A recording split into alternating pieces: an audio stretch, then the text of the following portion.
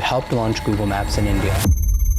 India doesn't use street names. Normally the way it works in India is you just ask somebody on the side of the street and they say, you go 3 gullies this way, then you turn left, then you turn right at the temple. And you're like, okay, there we go. That's how I'm gonna get there. Ultimately ended up building and launching direction systems that were much more landmark based. Elizabeth Laraki is one of the original designers on Google Search and Maps. She's going to break down AI product design from every angle, including how to design AI features, how to use AI design tools. For anyone building AI products, founders, PMs, designers, engineers, this episode is packed full of insights. Google was always kind of nerdy and kind of quirky, even from the logo that was all primary colors. Looking at the old versus the new one at a glance just looks like Apple Maps, and 2, just feels colder and less real. What is the high-level process for designing AI features? There are really kind of 3 key steps. 1 is defining the product that you're building, the 2nd is designing it, and the 3rd is building it. What are some AI products that you think are designed really well? I think that there are tons of highly useful AI products. I think ChatGPT has nailed things. I think you have a pretty crazy story about an AI image expander tool. It was one of those things if I just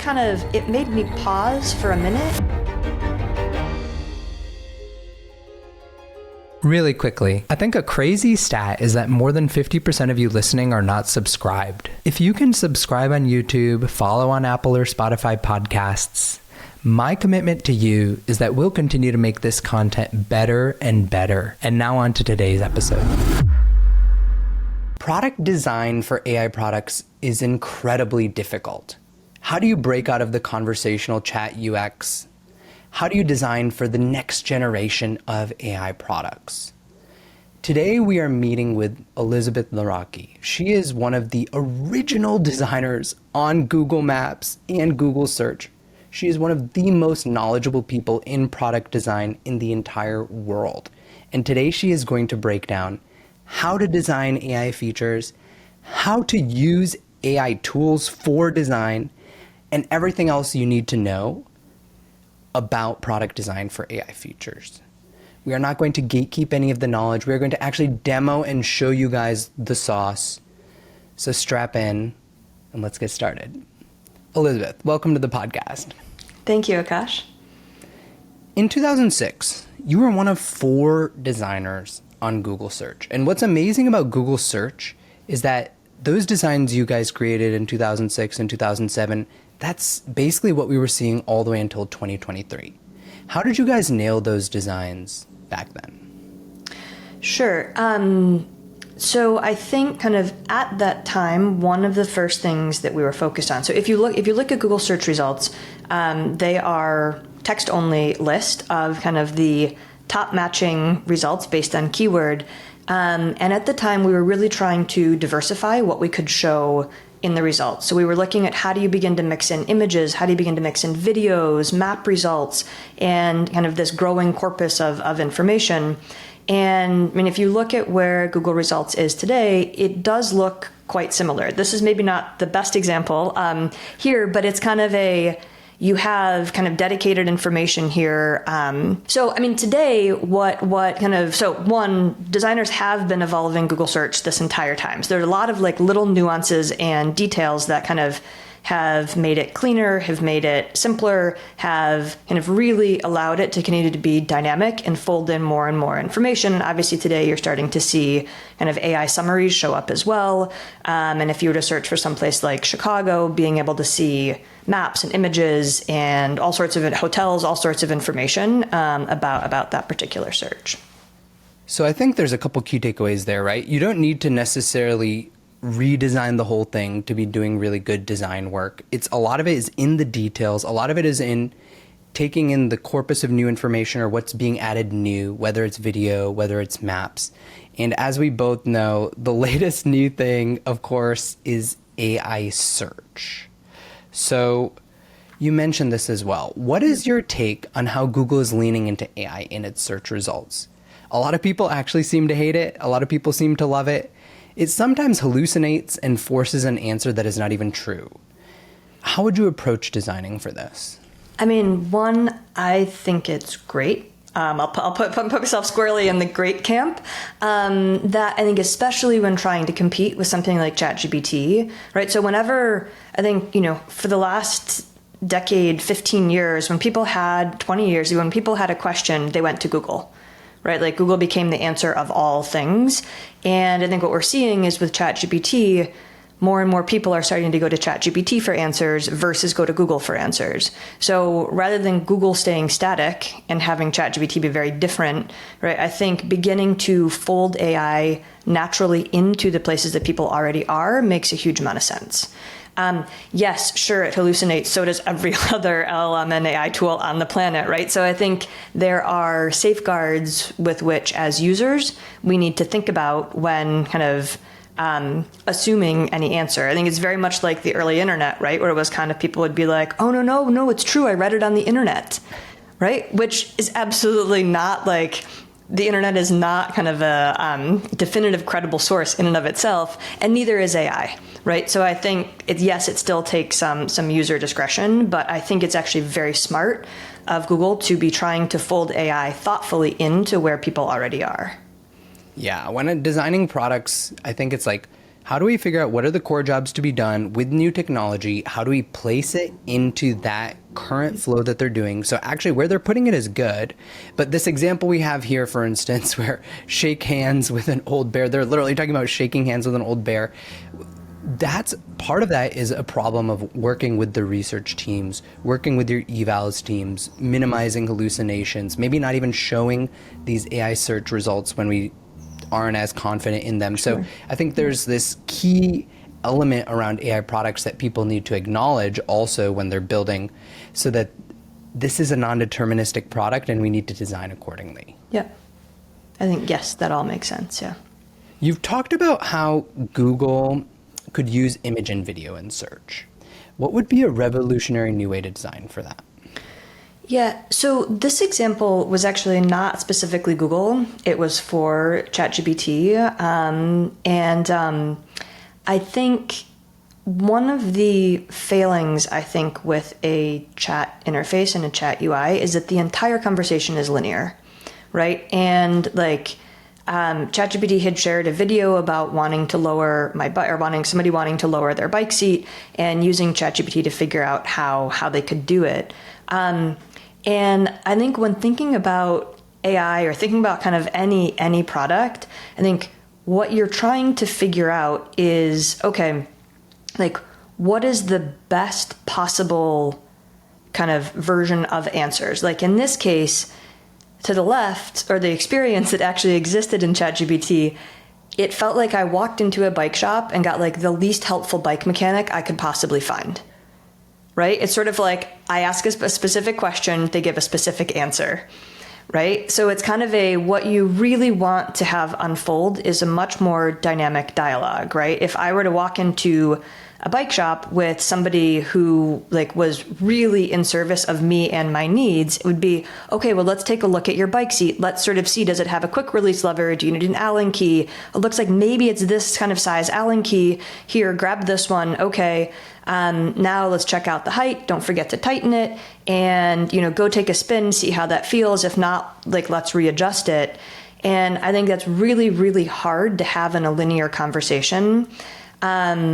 On the other hand, kind of what you'd want in sort of a remote interaction with a great bike mechanic would sort of be FaceTime, right? So I can kind of pop open a video and have a dialogue going on at the same time and this back and forth, or even have the image stay central and just have have an audio conversation kind of happening around the fringes, but the video stays central or the photo stays central and video stays central versus it being this thing that kind of disappears off the screen while we're talking back and forth. Yeah, and one could imagine this could be a place even where potentially product design feeds input into research to say, okay, the ideal design experience here is that we're highlighting where that bolt lever is, because just reading those words, people may not know that. We're highlighting, oh, this might be the place to check. do you need an Allen wrench? So turn that and see. And so then you can go back to the research team. The research team can help you build that, and then you can almost implement that into your product. Yeah. Awesome. So at this point, we've given people a taste and a preview. Like, AI design doesn't need to just sit in the conversational chat UX of ChatGPT or in the AI search overview answers of Google. You should be thinking about new ways to do that. And one of the ways, of course, that people have been doing a lot of that is within pictures, things like image expander tools. I think you have a pretty crazy story about an AI image expander tool. It really highlights to me the pitfalls of AI design. Can you talk us through this? Yeah. I was attending a conference and they asked for a headshot. It was an AI conference.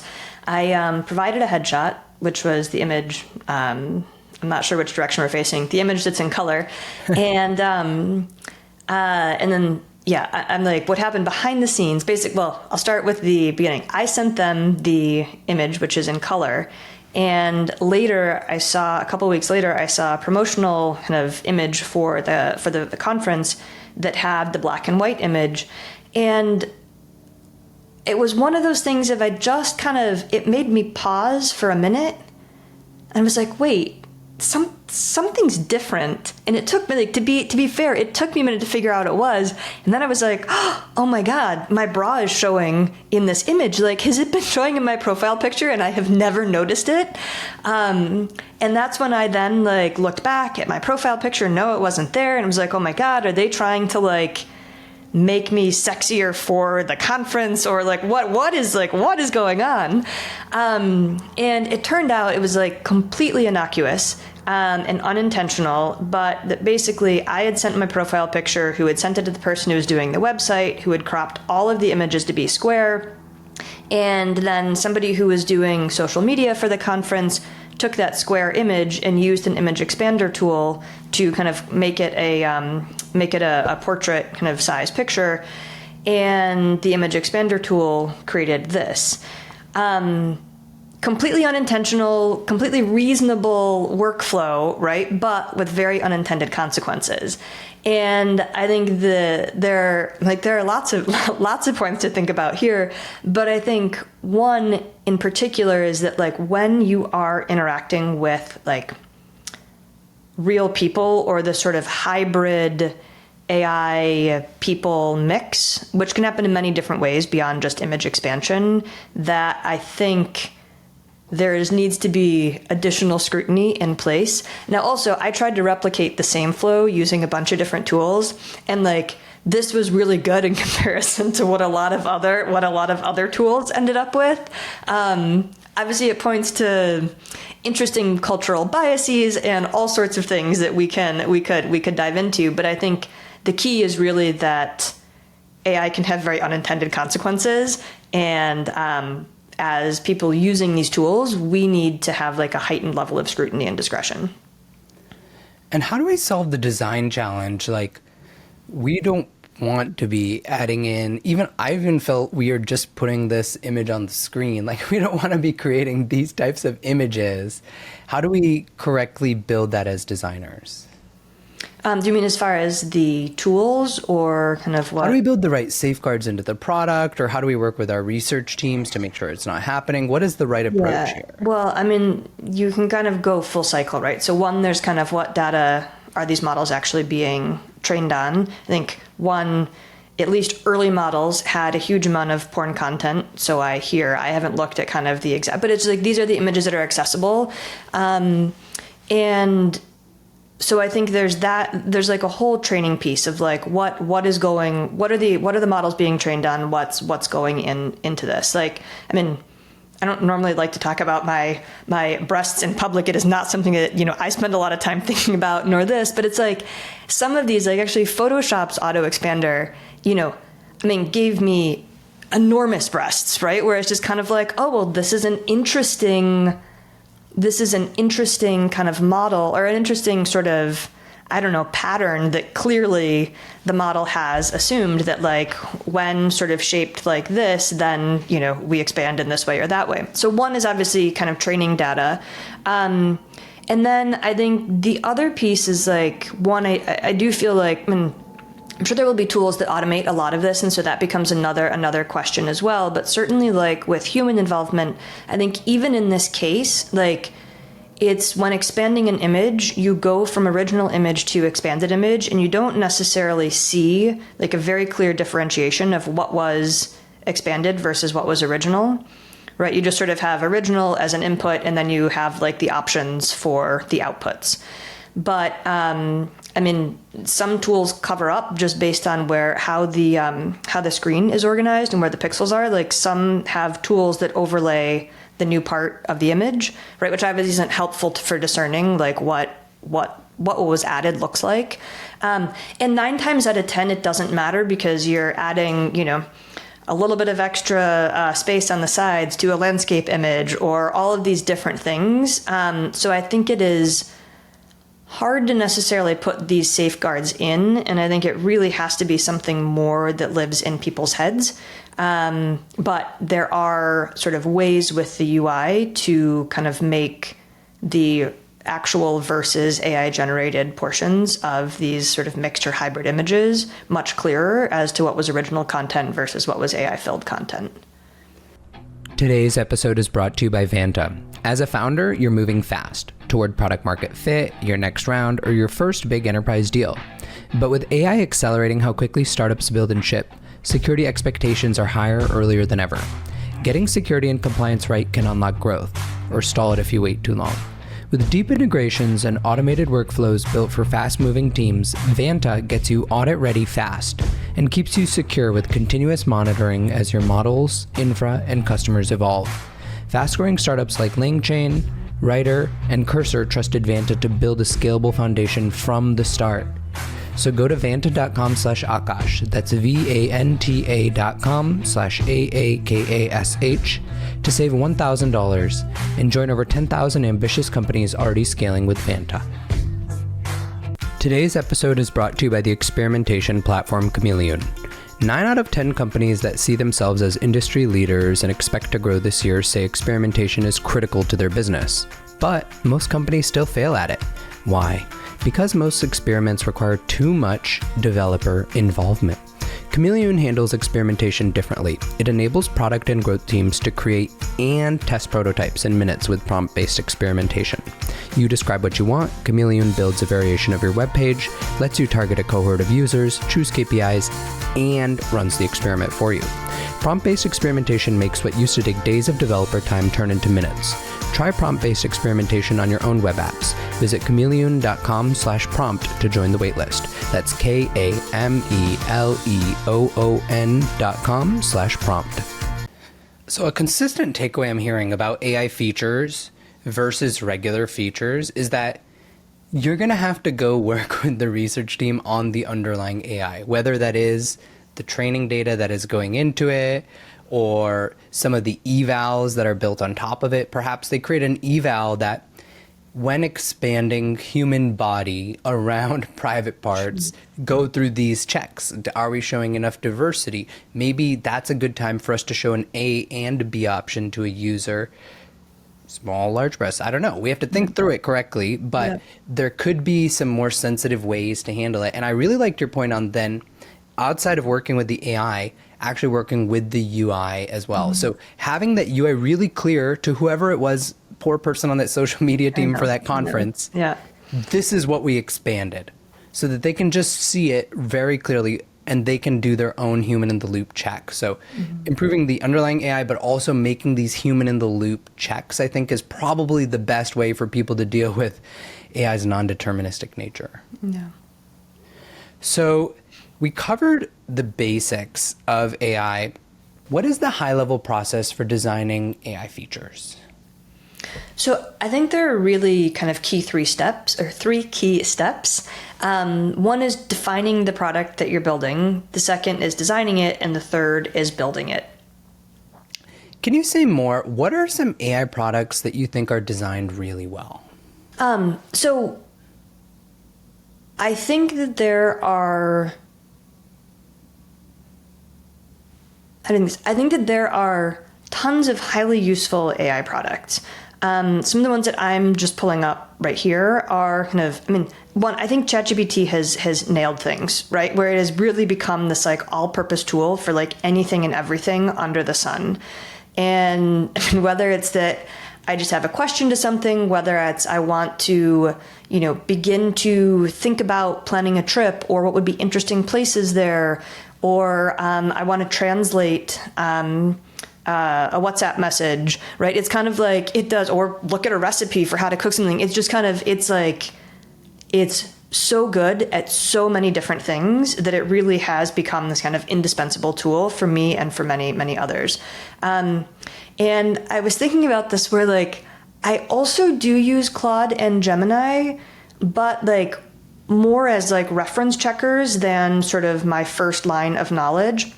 And I was thinking, kind of reminds me a little bit of like early Uber Lyft usage, right? Where I would default Uber was my app, but then I would also just either if it was taking a while to find a driver or if, the pricing seemed really ridiculous, I would go check Lyft as sort of this like back pocket app, but that Uber was my dominant app. And I feel the same way with ChatGPT. It has just become so ingrained in like being the dominant go-to for so many things that I think, they have done and continue to do an incredible job.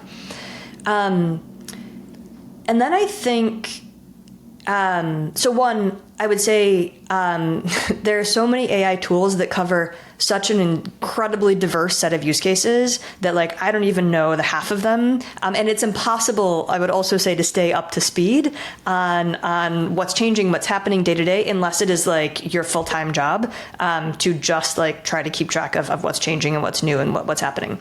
But I think I will add some like new use cases that have opened up, or that I think kind of AI tools have opened up for me, is that one, sort of either Riverside or Descript, but like I don't really know video editing all that much, but I can really trim something down very effectively and very easily using Descript or Riverside, which is just kind of, it begins to open up a new tool, a new kind of output for me and for others.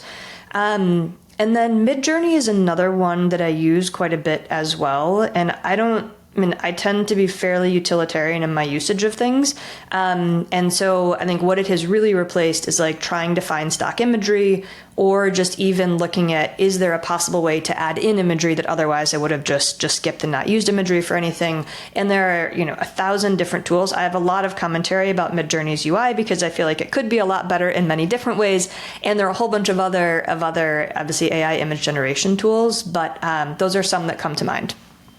So let's walk through these one by one. Yeah. ChatGPT.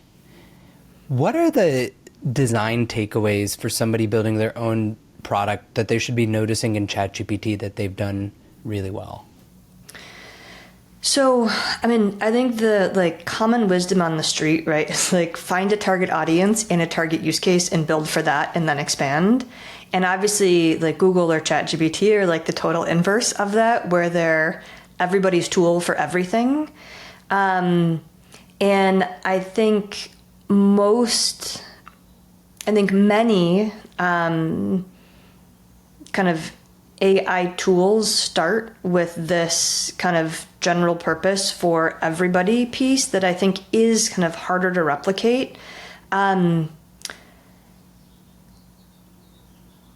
far as takeaways, one, there's just like not a lot of crap cluttering things. There's a downside to that too, though, which I think we can dive into a little later about like, how do you, for newer people, like how do you kind of overcome the blank screen problem? And obviously they have sort of like suggestions and tips and things. You can use it under many different modes, right? So like I can converse back and forth with it, via text, or I can input via voice, or I can use it solely in voice mode. I can do all of these kind of hyper-honed sort of wrapper GPTs within it, like for translation and kind of things like that. And so I think maybe main lessons are, one, like the core use case, which is to come and find information, is really dead simple and easy to do. And then it's like all these different like sort of level ups, right? Of like, oh, you can also use it for this, and you can use it for that, and you can use it for that, and you can go in and specialize it and make your own GPT and things, but that the most common core use case is just very simple and approachable. Exactly. And I think that they're really genius in getting out of the user's way, where your average product, they're always trying to stuff in those walkthroughs, the step-by-step everything. They're just like, here's some suggested prompts, let's go. And it's been able to handle so many different use cases, and they've been layering in so many cool things like voice mode. It's kind of a masterclass in product application design on top of AI. The next category you mentioned was Descript and Riverside. So for people who haven't used those, what are the AI features within, let's take one of those, maybe Descript, that you think are really powerful, and how did they, from a design perspective, execute on those well? Yeah. So I think what's interesting with some of these, right, is that like, I don't necessarily actually know specifically what's happening with AI versus what is not. So, and it kind of doesn't matter that much either. But I mean, I think the fact that I can like, maybe there are a couple things. Like one, the being able to just edit from the transcript and have that edit the video versus having to listen to the video and go back and edit it. I don't actually know. I mean, obviously the auto translation is happening from AI, so AI is in there somewhere. But I think the easy tools of being able to edit in what feels like a very intuitive way, is quite different than any, and I'm also not very well versed in video production, but it's kind of, it feels very approachable from an amateur, for an amateur. And then I think things like being able to remove filler words. Like we all talk with a lot of likes and ums and ahs and things. And the fact that like it can just go and identify those, it's not perfect, but like it pulls out a big chunk of them. And then sort of loop them or kind of try to fill in or loop things pretty seamlessly is pretty incredible. And there are also features that, again, I don't even know if it's AI, but is like being able to make it look like somebody is always looking at the camera versus looking at the person they're talking to on the screen, which I hope maybe you use for this, because it's a lot harder to look at the camera than look at somebody that you're actually interacting with on the screen. And then like even then I think and I haven't used these sets of tools, but the ability to kind of then auto-generate a bunch of sort of clips, and even thinking about things like titles or sort of sections and titles for sections based on the content that was there. Like it really provides so much, it kind of extracts so much data and information that it feels more like kind of almost putting together puzzle pieces versus starting from this massive unapproachable like 60 or 90 minutes of video or whatever it is. And so it does a lot of the sort of pre-work for you. What I'm taking away from this is that they're not sprinkling AI on top. They're baking it into the cake. What are the core jobs to be done of editing a podcast? Removing ums and ahs, having a transcript that you can edit off of, being able to create magic clips, being able to brainstorm titles for those magic clips, being able to add the word transcriptions, being able to think about what the description once you put it on YouTube is. So they've basically taken the entire life cycle of editing a video and they've put AI into each of those steps, and they've allowed you to see that, okay, this is powered by AI, so I might need to double check it, but otherwise they're not shoving AI into your face. They're just putting it into the key jobs to be done. Yep. And then the final category of product we were talking about is these products like Midjourney, which have very controversial user interfaces. People who haven't used Midjourney, you might have heard, or you have to sign up for Discord. You join the Midjourney Discord server.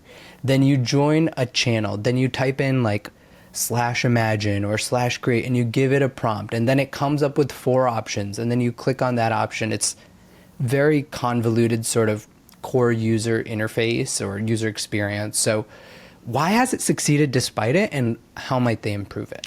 So to be fair, like I never used Midjourney through Discord. I'm trying to think of when, maybe it was sometime last fall that maybe a year ago or so, that they made an entry in without having to sign up for Discord. So that being said, I think I did actually sign up through Discord, but like I just use a web interface for Midjourney. So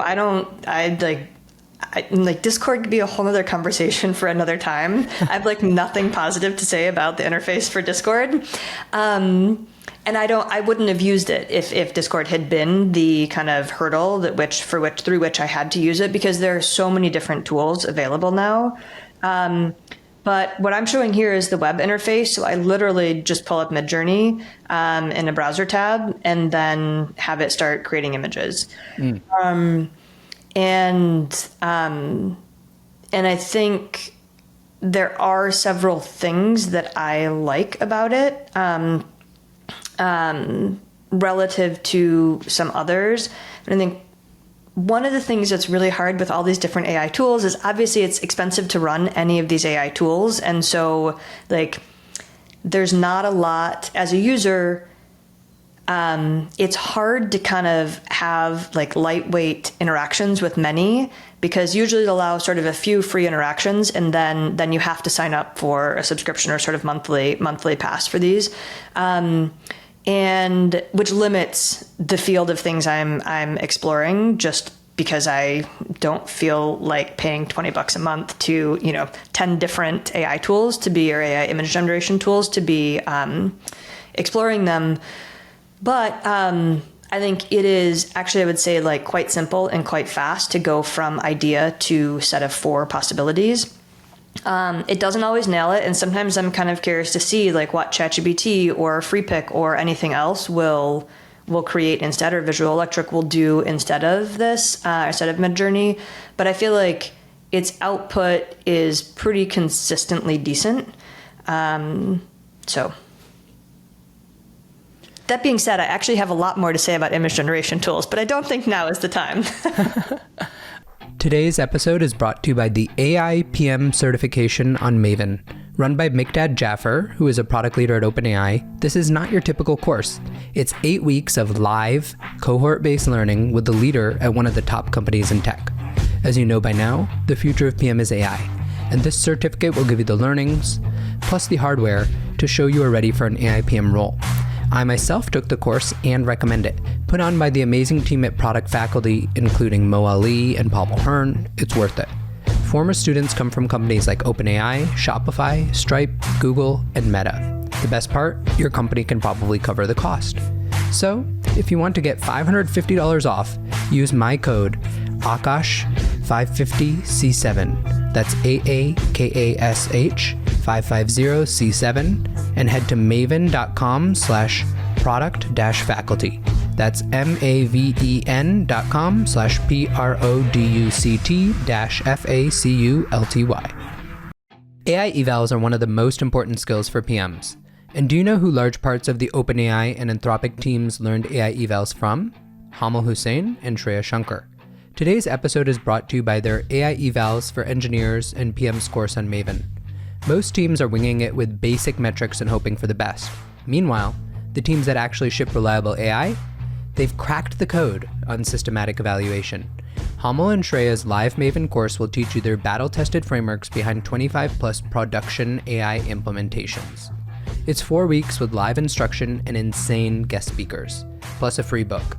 Enroll at maven.com with my code AG-EVLAS for over $1,330 off. That's AG-EVLAS. Start shipping AI that actually works. Okay, so it sounds like key takeaway is big unlock was moving it out of the Discord platform into the web browser, making it easier for people to onboard. Similar way, ChatGPT, open it up, you can use it. That's really important for an AI product, whether that's a chat product or an image generation product. The other really important category of AI products is voice products. How do you design for AI voice? So I think voice UI is interesting. One, I don't actually have a background in voice UI. I haven't done much. I know that there has been a lot of research, and especially from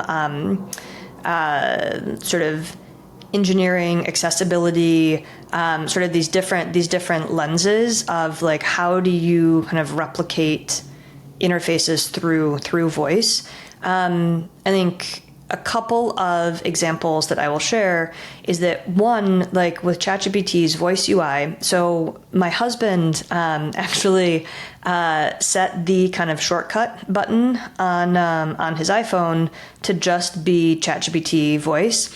And so we were driving with the kids in the car the other day. Someone was like, I have 3 kids. They always have all sorts of just kind of random questions they're asking, right? And so he's like, well, just ask ChatGPT. And then it was kind of like, what else do you want to know?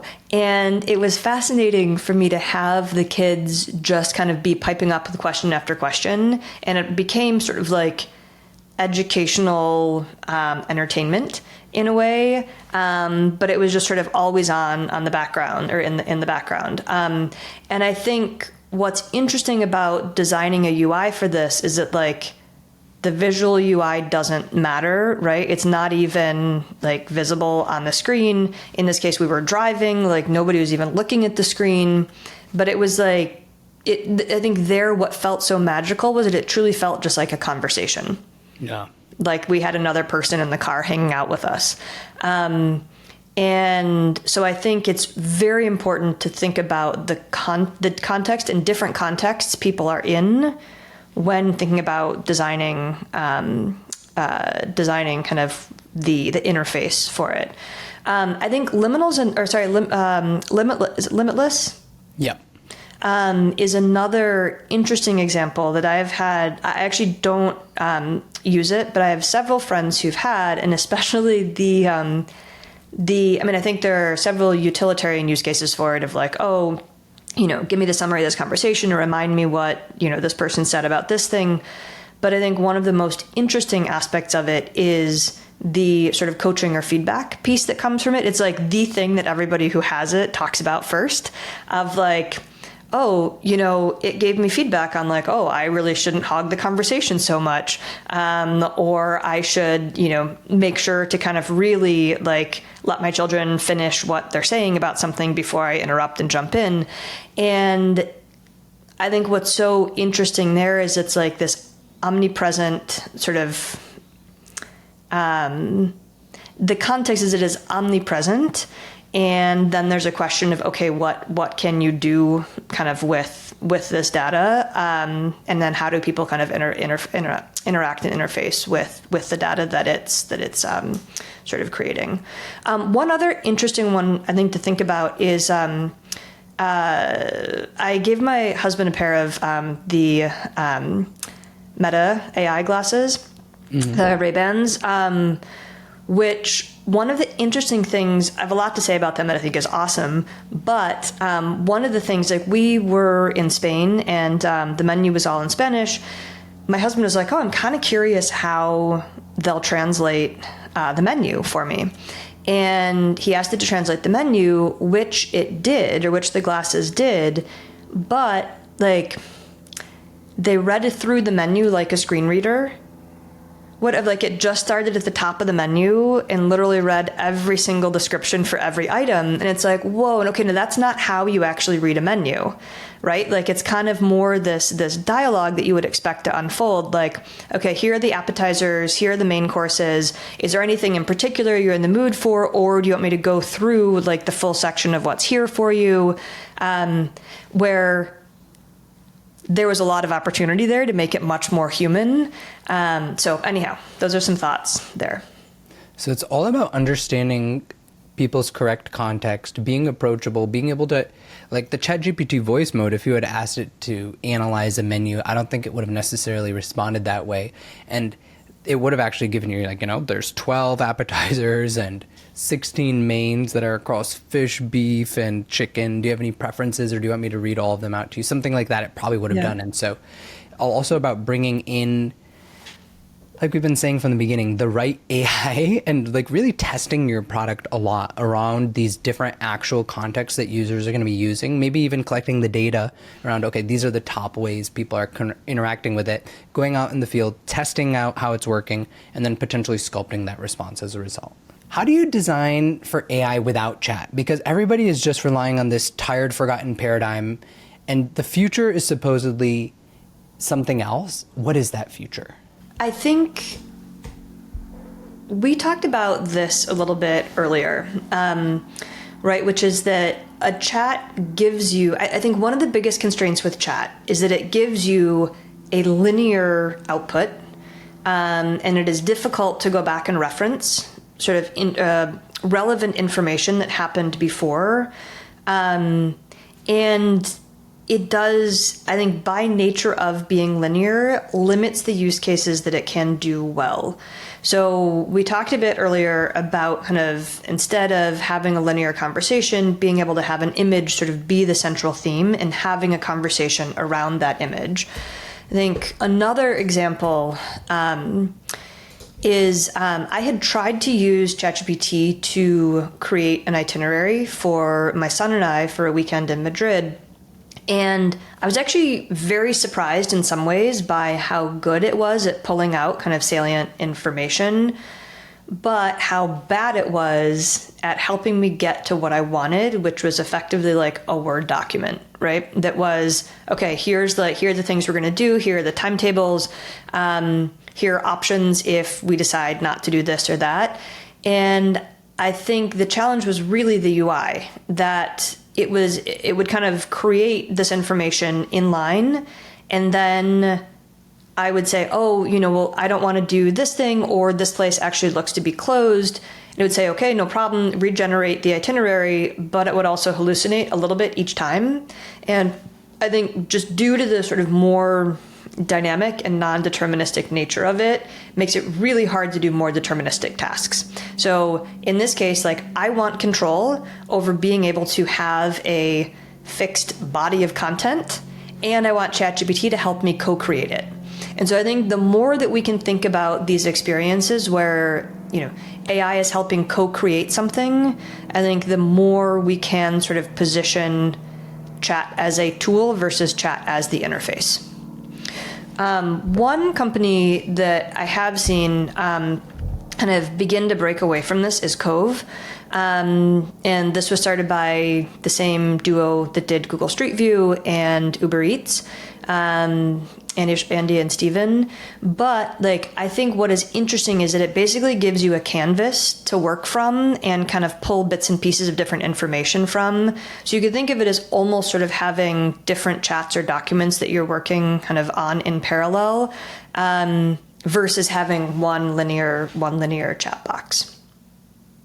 Very cool. So this is what the future of AI products is going to look like. We're going to continue to be shaping it. I think the future isn't totally written. Whoever's watching this video and building that next generation of AI products, comment below. Let us know what you think it is. Share your tool. We'll take a look at it as well and see. But it seems like it's heading in this direction, like a Cove direction. So we've gone pretty deep on designing AI features.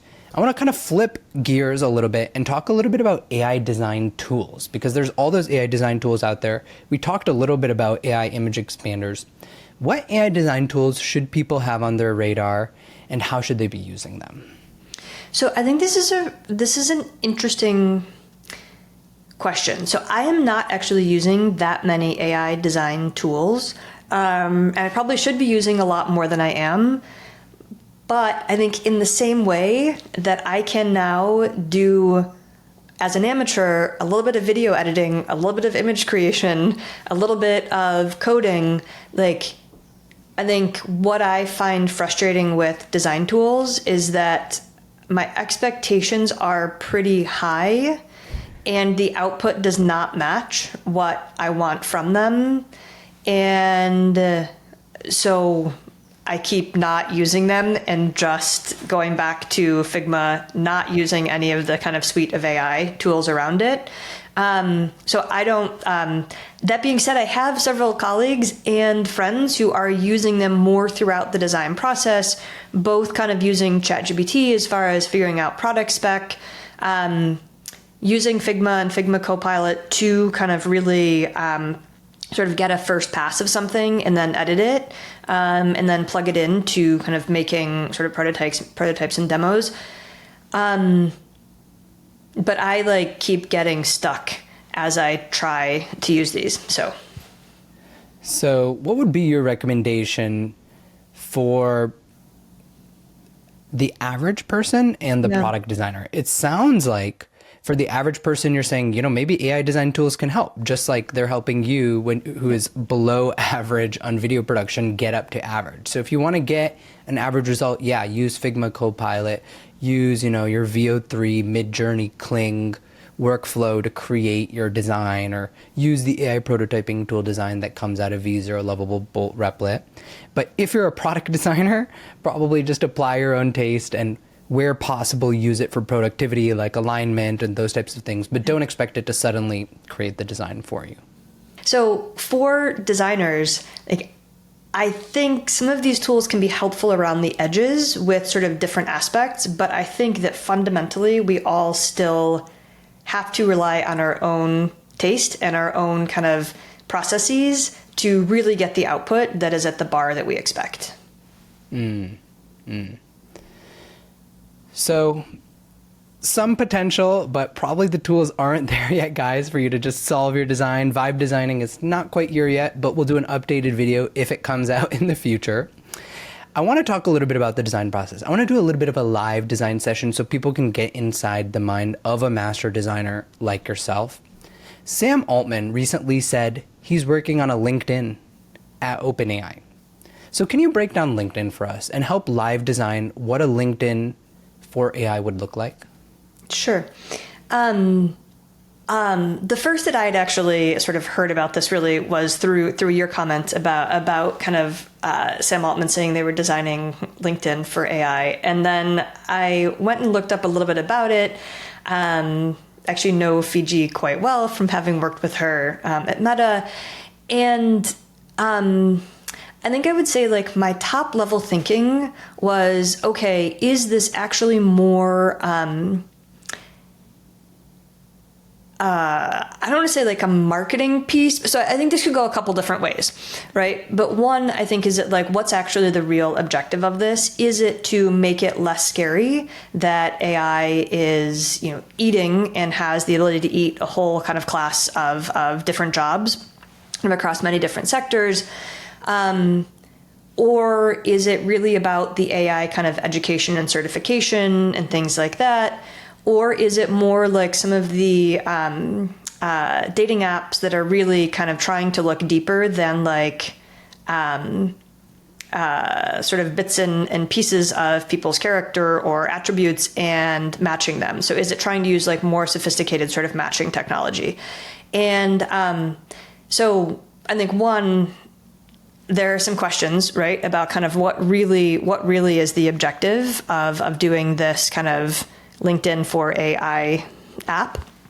Then I also think about, okay, so there's LinkedIn, and what are people actually really using LinkedIn for?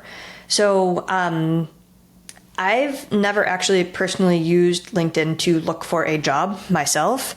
I have used it for helping try to either find people that I'm looking to hire or helping other people try to hire for different jobs. But there is an entire set of LinkedIn that I have never used, really not interacted with at all, which is the job hunting and job seeking kind of chunk of things that is sort of equivalent to sort of the dating piece that I mentioned earlier, sort of matchmaking piece. I think there is a whole nother piece of LinkedIn, and this would be very biased by my own usage of LinkedIn versus how LinkedIn is actually used.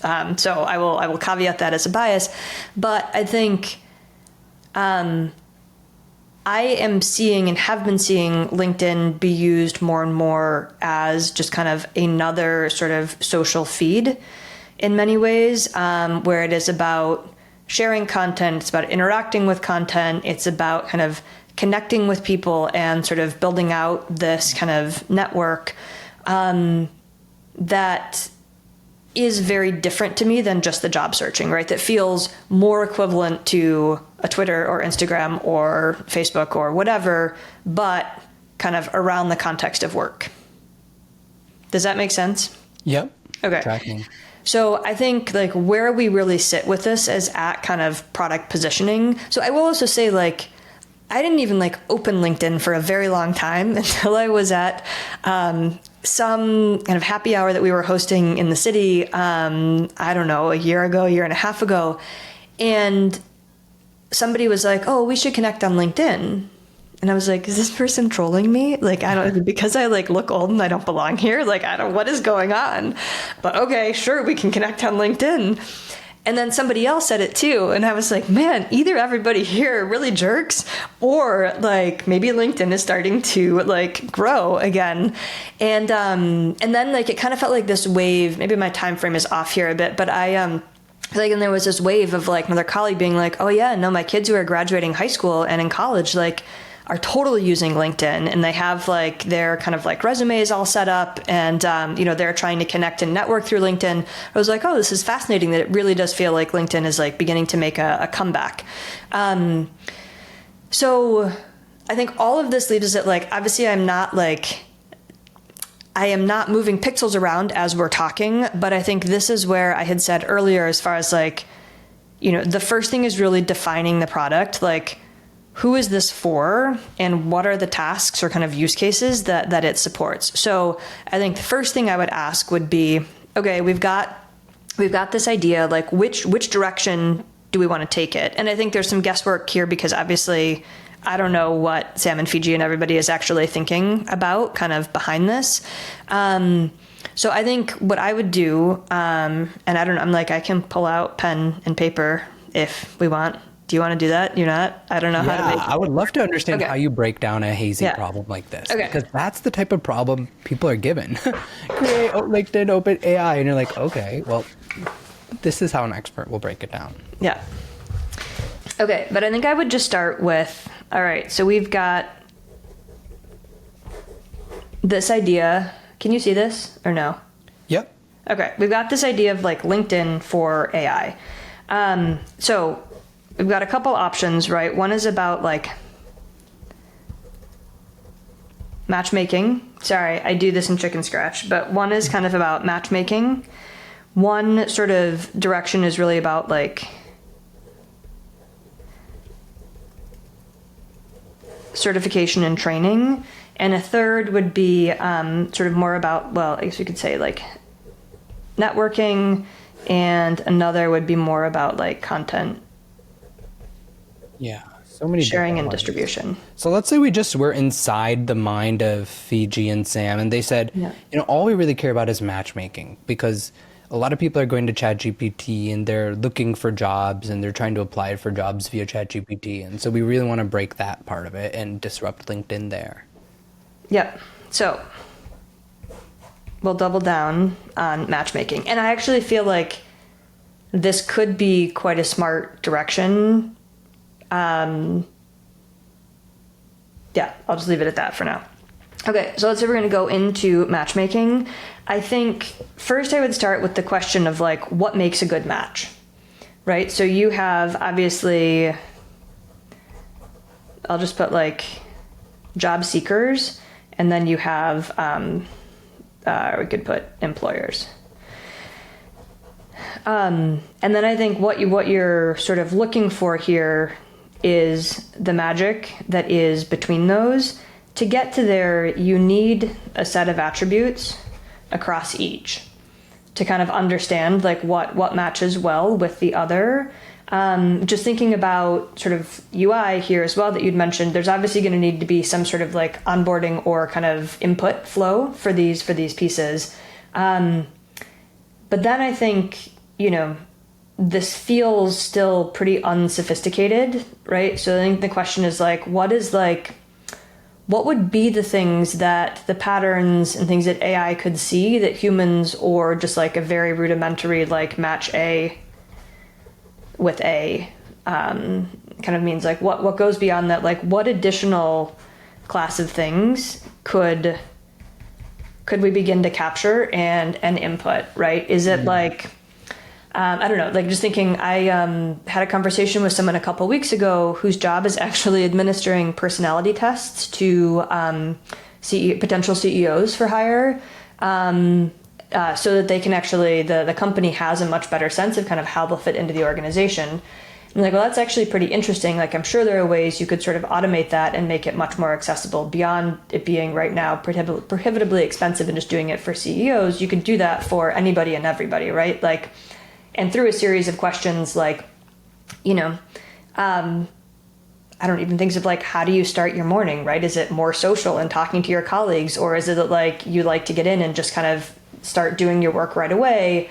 Obviously aspects of like introversion, extroversion, do you get more energy being in the office with people, or you kind of prefer to be at home?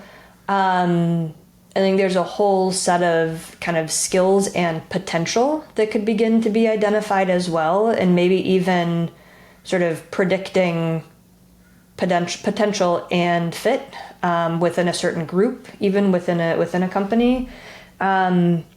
And so I think what's interesting when I think about the UI for this is that, you have kind of two separate UIs. You have, and it is, you have sort of, it's a marketplace, right? But you have UIs for job seekers and you have UIs for employers. And then all the sort of magic and the AI is kind of happening in the middle. Yeah. I think there are opportunities to look at, okay, where does AI fit potentially on either end of this? But I think, I don't know. Then I'm like, there even could be like a Tinder swipe or something along those lines of like, yes fit, no fit. But I would also sort of look at other kind of matchmaking apps. Like I think the only parallels with LinkedIn really would be that LinkedIn is about jobs and work, and that you can post and look for jobs through LinkedIn, right? But I would then diversify and look a lot further beyond kind of LinkedIn, to kind of look more at dating apps and all sorts of, I don't know, even think about like college admissions, right? Like all of these things of kind of, where are you really trying to sort of find good fit? So I don't know. Those are my 2 cents. So what I took away from this is you're not just going to dive into pixels and Figma when you're solving a hairy design problem. The very first thing is actually create alignment on, well, what is the business goal here? Then it sounded like you were going very deep on, well, what is the new technical innovation that we are bringing to market? Then you go deep on, okay, well, what are the different user groups that we need to design user interfaces for? And that's where we kind of ended here, right? And so there's this stepwise process in design. This is a classic design problem that somebody probably created 60, 70 years ago that still applies for AI features. And you can't just all of a sudden, I think what people want to do instead is they just want to go into Lovable and say, design me LinkedIn for AI. And they would have expected us to just open up Figma and then go iterate on that design. But there's this actual classic design process is super, super important first. Is there anything else people should know about as they're tackling and building these hairy sort of vague design challenges? I think like the goal, I would say, is really to emerge from ambiguity with a clear sense of what you're building and for whom and what you want it to do in the world. Love it. So that is most of our masterclass on AI. You worked not just on Google search, but actually on Google Maps. In 2007, you were one of 2 designers on Google Maps, but it was becoming a cluttered mess. How did you guys redesign Google Maps into one of the most loved apps in the world? So I think one of the things that I love about the story is it didn't seem, I don't know, quite frankly, like that interesting or that revolutionary at the time. But similar to your question about like, why does Google search still look so much today like it did 20 years ago? I think the same is actually true with Google Maps. So when I joined Google Maps, the UI looked very much like you're showing here, which is that there was at the top a tab effectively for maps, for local search, and for directions. And maps allowed you to look for one place. Local search allowed you to look for a category or restaurant name, whatever, in a place, so 2 input boxes, and directions had a from and a to, with also 2 input boxes. And We had a lot of other things that we wanted to fold into the mix of things that you could search for on maps. We were looking to integrate with transit, so it wasn't just driving directions, but you also had to be able to then figure out like different modes of transport for how you wanted to get places. And also we were bringing in user-generated content as sort of a whole field of content. And basically, you very quickly start to run out of space at the top for these tabs. And it just starts to get more cognitively hard to use it because you're showing up and you're having to make all these different choices. So what we ended up, and actually I think like it's funny because I was talking with a colleague who worked on maps after my time, and I think Google Maps has gone through this cycle over and over again of trying to kind of add more and more features, and then it's starting to feel too crowded and too cluttered, and having to go back to core principles and kind of design a UI that works well for core principles. So what we were looking at is really what are the use cases for Google Maps? Well, there is like trying to find places. There is trying to get directions. And then we were kind of, and I feel like every project starts to stretch a little bit where it's like, oh, we should really be a place for discovery. Oh, and also wouldn't people want to create? But and one of the things that we did was sort of look at really what's the model for this. And so this is an example of diving in to get directions, but you have kind of the four main categories. And then within directions, you have sort of the starting point, you have the destination, how you're going to get there, any specific kind of elements of the route. And then how does that play in, right? So that you start with directions, you get the route, you have a list and a map. How do these things work? What are the actions that sit over all of these different use cases versus what are the actions that are specific to sort of a specific use case or one use case, and how do they play together? And so this is where I do talk quite about like design architecture, but it's kind of you have the user experience for the product, you have the UI people are looking at. How are all the parts and pieces organized, and then how do people move through them, and where does it make sense to allow people to go from one path to another, for example? I don't know if you have the kind of next UI in this, but basically, the TLDR is that we went from effectively 3 tabs with a total of 5 different search boxes to one single search box. That, I mean, this like seems very like a no-brainer at this point, but at the time it was highly controversial because directions was the bread and butter for Google Maps.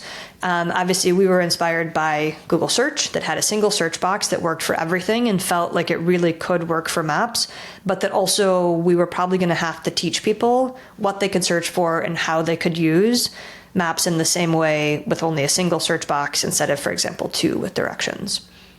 Very interesting. It strikes me that it's one of like the most used probably AI backend products out there now. And they've been iterating with the design a lot. One of the most recent designs, you actually said you didn't love. Why?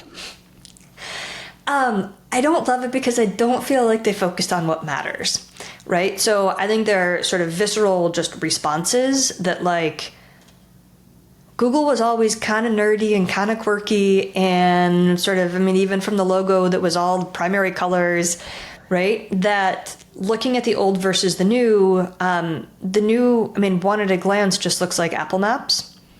And 2, like just feels colder and less real, right? It looks much more digitized and, then kind of representing just, I don't know, more human colors. So that was a visceral response that I had in just kind of looking at one versus the other.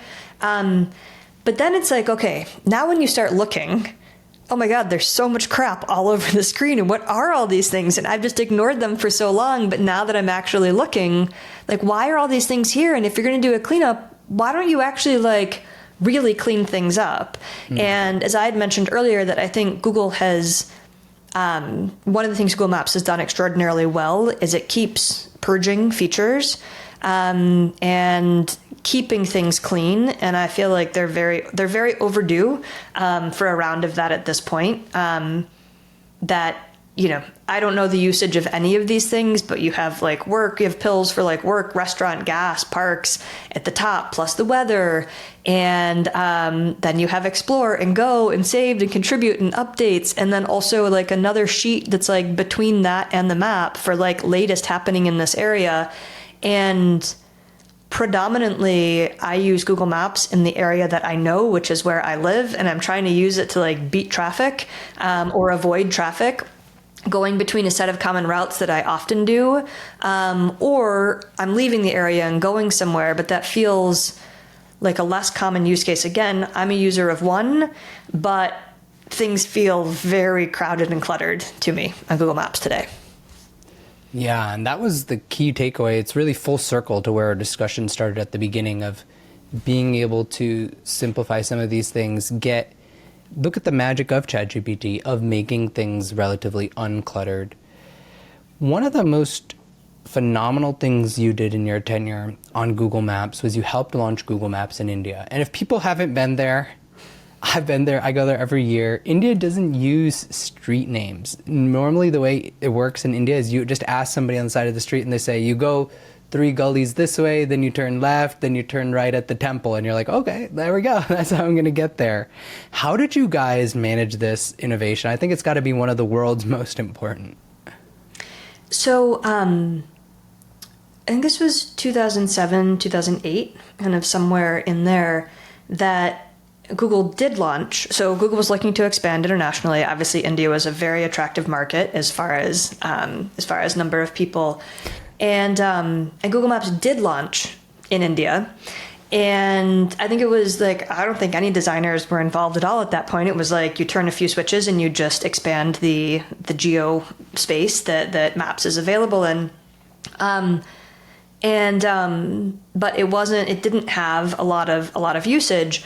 And one of the user researchers on our team started to look into why. And she was like, oh, it's because the directions look like this. I mean, here she is sitting in Mountain View, just trying to get directions from A to B, and is looking at the UI, and it's like, oh yeah, turn left at NH17 in 11 kilometers, turn left in 0.7, turn left in 0.2. And this is also like before people had, geolocation or geo-enabled smartphones. And so unless you had like a compass and a pedometer, right, that like these are totally useless directions. And so from that, she was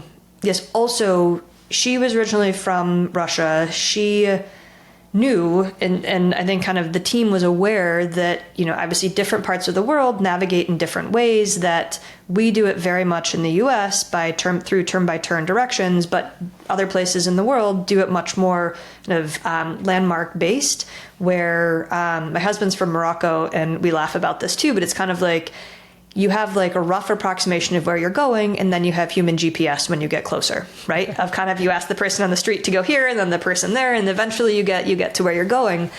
And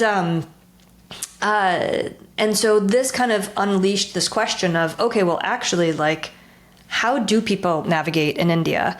And if people are navigating through landmarks, like, one, what landmarks are important, and two, how do they actually use them in the navigation?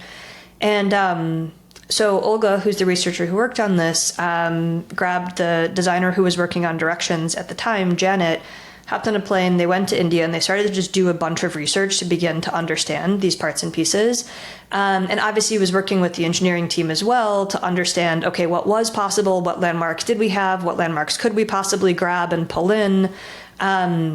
And ultimately, they ended up building and launching direction systems that were much more landmark-based. As you see here, like take the first right towards Arabic College Main Road, pass by UNA cycle traders on the right. And so also I think like some of the interesting things they found as far as like what landmarks were useful and interesting was like something like the Empire State Building in New York is not a good example. Because you're walking by on the ground and it doesn't stand out from everything else, right? So it really was these things that were prominent and noticeable from the streets that were good landmarks. And that included things like temples, petrol stations, at the time, Big Bazaar, and kind of things that were sort of highly noticeable. Yeah. And so they ended up rewriting maps to integrate directions. And it wasn't just sort of turn by turn, but it also was, also landmarks are used for verifying that you're still on the right path, right? Of like, oh, you'll pass this on your left. Or like, if you hit the roundabout, you've gone too far. And I think, did a really wonderful job kind of integrating landmarks back into directions. And one thing I learned recently is actually that landmarks are available everywhere. Like this wasn't a feature that Google built just for India, but it's only turned on in locations where it makes sense to be using landmarks to navigate. So I think it's a fascinating story and wanted to end on that because it is so timeless. It goes back to the key lessons that we've emphasized throughout this episode for you guys, which is the core user research, problem discovery, solution discovery process has not changed for AI features. We did go through a bunch of stuff that did change, whether that's working with your AI researchers, understanding edge cases and pitfalls, building the UX to accommodate that. But fundamentally, these core problems are what you're going to be doing. Most of you guys are going to be building, an application on top of a model company. So deeply understanding, just like we left you with that Indian user, understanding how they're doing it today, bringing it in not as sprinkles on the cake, but baking it into the cake is the key lesson from today's episode that you guys should walk away with. Before we go, one final question. What are you focused on today? What is that business? And if people want to learn more, how can they help you? Sure. So I'm a design partner with Electric Capital. We have about $1 billion of investments are invested. And I also am kind of really trying to tell the story of design and how we all can design for humans and for people, and really design products that resonate and work well for people. And where can people find you? Is Twitter the best place? So a couple different places. Substack is probably where I enjoy writing for the most, although I tend to try to use both Twitter and LinkedIn as sort of pointers to Substack articles. Amazing. And what is that Substack called? So I am just Eliz Laraki, ELIZLARAKI, on all three places. Awesome. Find her there. She has the most amazing storytelling posts out there. It's a really worthwhile follow. Elizabeth, thank you so much for being on the podcast. Thank you, Aakash. Bye, everyone. So if you want to learn more about how to shift to this way of working, check out our full conversation on Apple or Spotify podcasts. And if you want the actual documents that we showed, the tools and frameworks and public links, be sure to check out my newsletter post with all of the details. Finally, thank you so much for watching. It would really mean a lot if you could make sure you are subscribed on YouTube, following on Apple or Spotify podcasts, and leave us a review on those platforms. That really helps grow the podcast and support our work so that we can do bigger and better productions. I'll see you in the next one.